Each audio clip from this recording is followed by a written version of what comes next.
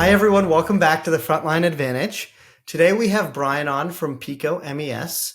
Bryan and I met at IMTS this year. Actually, we met the night of the MFG mic drop. Bryan is doing some interesting work at Pico that I've heard about through other channels as well. Brian Kaline from Axiom, the Industry 4.0 Accelerator, talking very highly. Jim Mayer around Pico as well. I have not actually done a ton myself, and so I wanted to learn more, and I wanted to share more with our audience, because when we find community members that are doing great things, we want to bring them all to you all. So, Bryan, please tell us a little bit more about yourself. Bryan's the COO, as well as about Pico MES. Yeah, I appreciate you having me on first and foremost, and it was really great. I say running into you at IMTS, but repeatedly running into you at IMTS and the surrounding events. It was good fun, man. So I'm Bryan. I've been at Pico for a couple of years. Prior to that, I had spent a lot of time in manufacturing and some time in the venture capital world, doing some investing. During my manufacturing time, I spent nearly 2 decades setting up and running advanced manufacturing businesses, whether it be carbon fiber, whether it be electromechanical systems, structures for aircraft, a number of different spaces, all very focused on customer delivery and quality like you'd expect from manufacturing, and very much with the continuous improvement mindset has always kind of been threaded through that. And so when I got the opportunity to join Pico, it was kind of a like minds. Pico approaches shop floor execution systems, or MESs as they're more commonly known, from a shop floor up. So it's very much about how do you enable the operator, how do you enable the engineer that's enabling the operator, and then how do you kind of move back into the IT system. So very much with a continuous improvement mindset, very much with a employee engagement and employee augmentation mindset. So it's very much how do we make it as easy as possible to get to the fast ROI and to enable those operators. Well, this is great. As people know, with Teamforce, we often think about continuous improvement as well. Sometimes people like to run surveys, they like to benchmark, they like to win awards. That's fine. We're also very much designed for environments that say, how do I always get better? Even if I'm best in class, there's always more I can do. And so that continuous improvement mindset is great. Bryan, walk us through a little bit around, and just spending some time on your website, talking about things like eliminating human error. Tell us a little bit about before and after scenarios where someone adopts Pico MES, what the world looked like prior and after deploying your solution. So from a core functionality or core feature point of view, we approach error proofing through three ways. Operator guidance. There's a lot of manufacturing that's still out there on paper.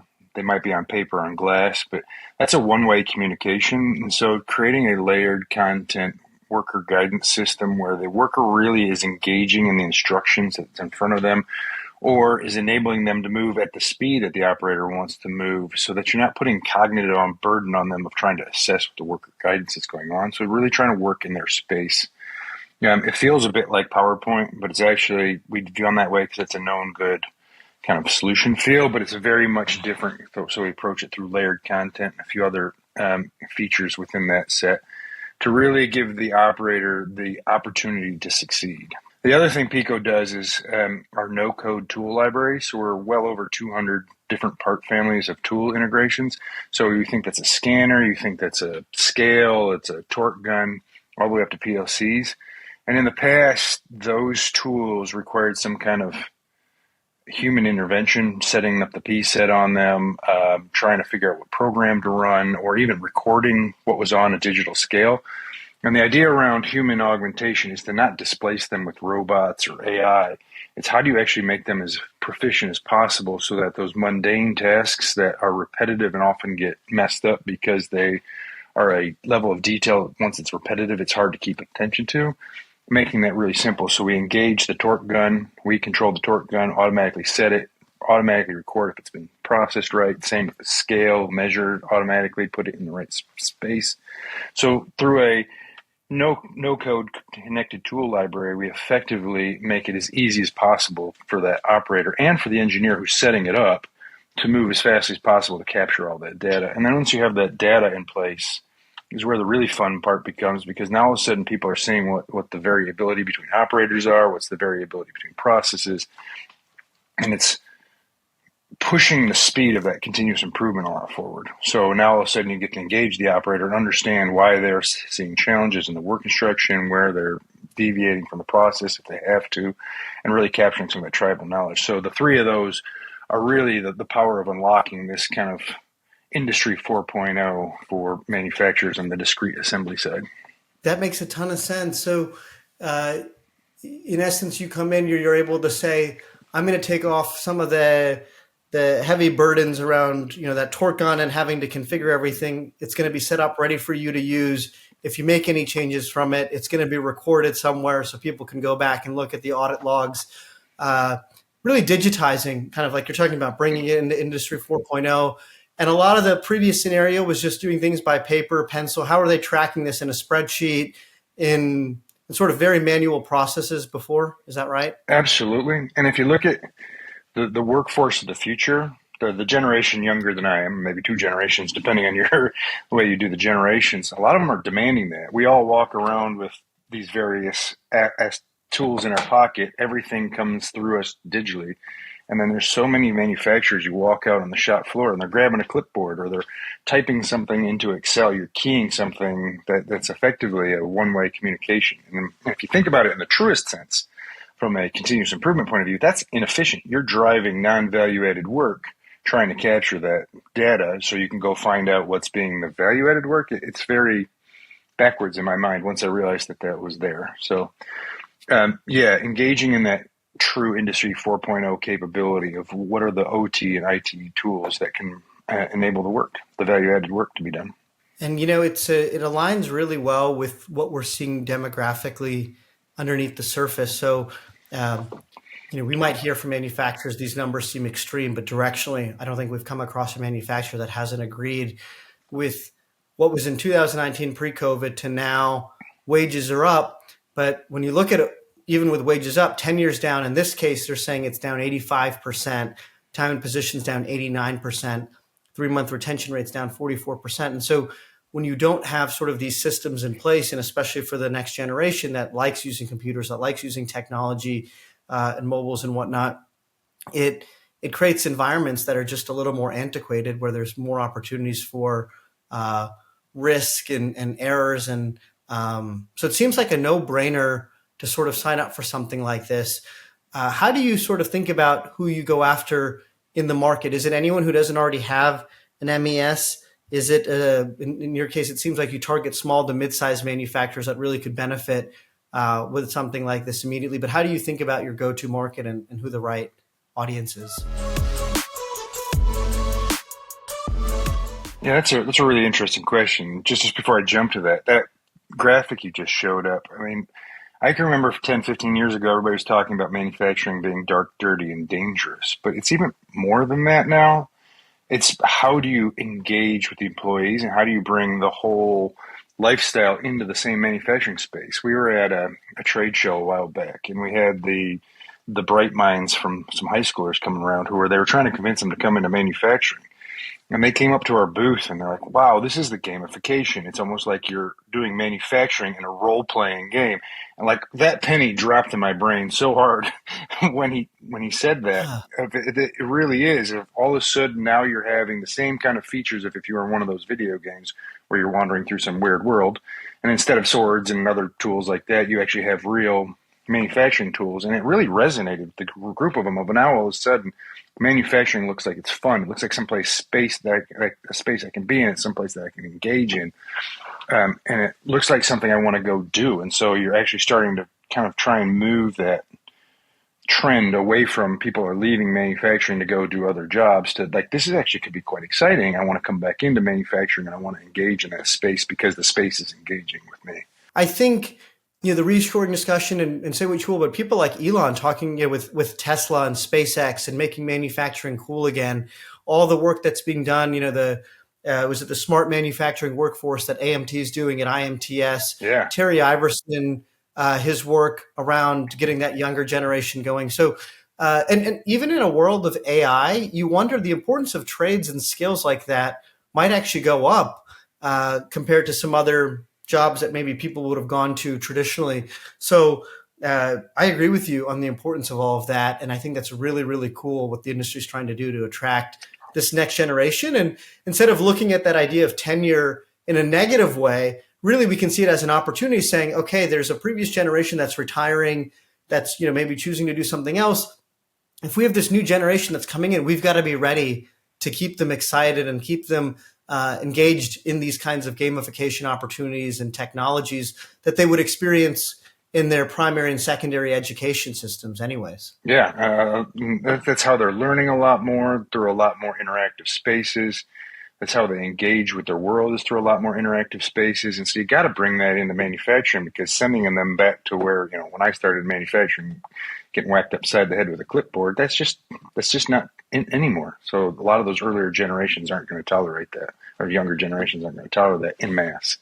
To answer your question about what our ideal manufacturing target looks like, we're a little bit agnostic to vertical as long as it's in the discrete assembly space. We can be in large factories all the way down to small factories, whether it's a 10-person factory, a 1,000-person factory. Because of the way Pico is set up, we're very modular. So if it's a large factory that has an existing legacy MES, a lot of those MESs don't do a very good job capturing the data, thus the inefficiency of trying to get the data that they need to run on. We can act as the connection layer, or the shop floor layer, where we go grab and control the tools still, but then push that back up to their legacy kind of corporate solution. Or on the other side, if you're a small 10-person factory, we actually give it to you for free. You can have our work instruction module free through our website, no strings attached. Just go in, give us an email. We just need the email so that you can get a login, and you're away and running. And it's, as long as you want to keep doing it, we keep it open. There's no trial involved in that end. So the idea of Pico is to kind of, again, meet people where they're at and give them these kind of first principle tools to get moving fast in this next generation of what manufacturing technology should really be. That's great. One of the most powerful endorsements is someone who's in something good choosing to come work at an organization. I think you were talking a little bit earlier, you spent time in manufacturing, you also spent time as a VC. What made you want to come to Pico and take on this role when there are a lot of other things you could be doing? Where did you see the opportunity for growth, and sort of what convinced you the most? Yeah, so I love that question, because I was enjoying my time at VC and may one day go back that direction. But when I got talking to Ryan, our CEO, on this and where Pico was going, it was two real threads that drew me in. The first one was a bit what we've been talking about now, is seeing the modularity and the simplicity and the speed of deployment of Pico. Now you've got a piece of software it's not hard to set up. It's not long-winded to get it up and running. You can see the impact in days. And it's connecting the spaces around, so it's actually acting as a binder to all the other technologies that's coming in place. And it really felt to me like software was moving in the right direction of being a true tool to help modernize, not a data collection system that was looking to make my processes more efficient. The other side of it is Pico, once you start thinking about collecting data at factories, well, now all of a sudden we're talking about, if you can do it at one factory, why are you not doing it across the supply chain? So if you think about an OEM, we don't necessarily need to be in the OEM, but if they're tier 1, tier 2, tier 3, if you drop it, something like Pico in there, now true connectivity across the supply chain becomes a discussion, because instead of talking about the logistics legs between those nodes, which is what most people refer to when they're talking about connected supply chain, is, have I shipped it? Did it ship on time? Now you're actually saying, is what I made what I ordered? What variations were caused in that, whether they're within or without bounds? And you can get a true record of what is going to be in the system loaded on up.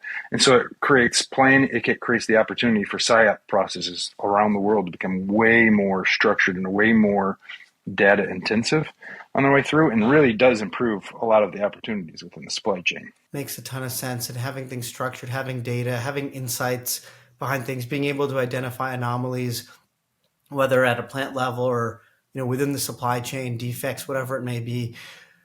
That makes a ton of sense. Is there anything else you want to highlight today to our audience about Pico, MES? Anything on your mind? A, I just love the opportunity again for being here.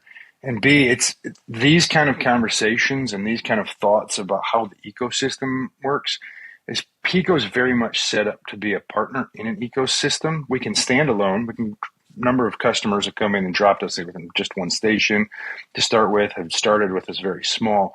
But the more you engage across the factory, the more it is important to actually engage with those different ecosystems, understanding how people are bringing their hiring in, understanding how they're controlling their finance, understanding how they're making their capital decisions. And Pico is very much set up so that our edge cases around that are fluid, so we can engage with how people are running the rest of their business around that.